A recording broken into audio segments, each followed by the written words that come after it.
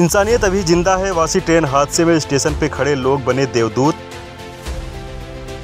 वासी railway station पर local train की चपेट में आने से 48 वर्षीय राजेंद्र खांडगे को पब्लिक ने बचाने का प्रयास किया। ट्रेन के डिब्बे को उठाने में लगी पब्लिक। आपको बता दें, हाल ही में नेरुल स्टेशन लोकल ट्रेन में एक महिला ने भी बच्चे को जन्म दिया, जिसमें यात्रियों ने काफ़ी सहयोग किया था। 5 तारीख को 2 बजे के आसपास 48 वर्षीय राजेंद्र खांडगे वासी रेलवे स्टेशन प्लेटफॉर्म नंबर 2 से प्लेटफॉर्म नंबर 3 पर पटरी क्रॉस करके जा रहे थे। इसी दौरान सीएसटी जा रही लोकल ट्रेन की चपेट में आ जाने का पूरा मामला स्टेशन परिसर में लगे सीसीटीवी कैमरे में कैद हुई है। इस दौरान प्लेटफॉर्म पर मौजूद यात्रियों ने ट्रेन की चपेट में आए राजेंद्र को देवदूत की तरह निकालने में लग गए।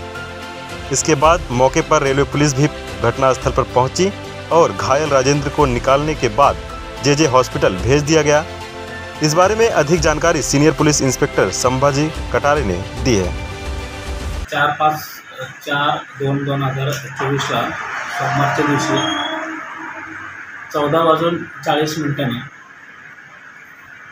एक प्रवासी 2 नंबर प्लॅटफॉर्मवर 3 नंबर प्लॅटफॉर्मवर सभेचा वापर न करता ट्रॅकमध्ये उतरून क्रॉस करत असताना पनवेल CST ते पनवेल जाणारी ट्रेन 3 नंबर ट्रॅकवर आली।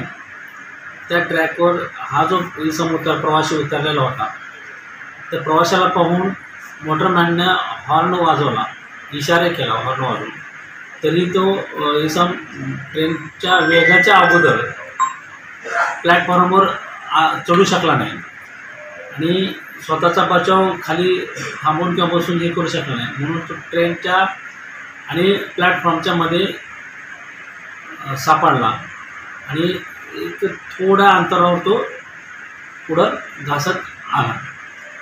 मोटरमॅनने आटोक्यात प्रयत्न करून गाडी थांबवली। थांबल्याच्या नंतर ती गाडी अशा कंडिशनमध्ये तो प्रवासी अडकला होता, गाडी मागेही घेऊ शकत नव्हतो आणि पुढेही घेऊ शकत नव्हतो। जखमी झालेल्या प्रवाशाचा प्राण वाचवणं आवश्यक होतं। पब्लिकच्या सहाय्याने आणि आपले ड्युटी कर्मचारी वर्तक म्हणून महिला कर्मचारी आमच्या महिला पोलीस जे आहेत बकर नंबर 415 त्यांच्या ऑन ड्युटी होत्या।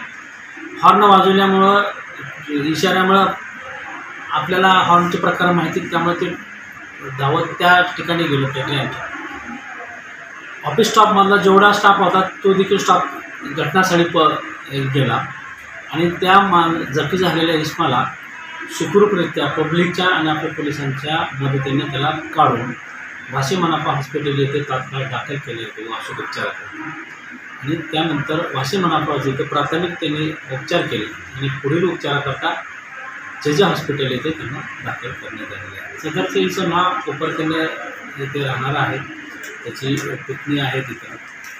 जो जखमी प्रवासी होता त्याचं नाव होतं राजेंद्र गोविंद खांडके, वय 48 वर्ष। त्याच्या नातेवाईकाच्या ताब्यामध्ये आपण पुन्हा जेजे हॉस्पिटलला दिलेलं आहे।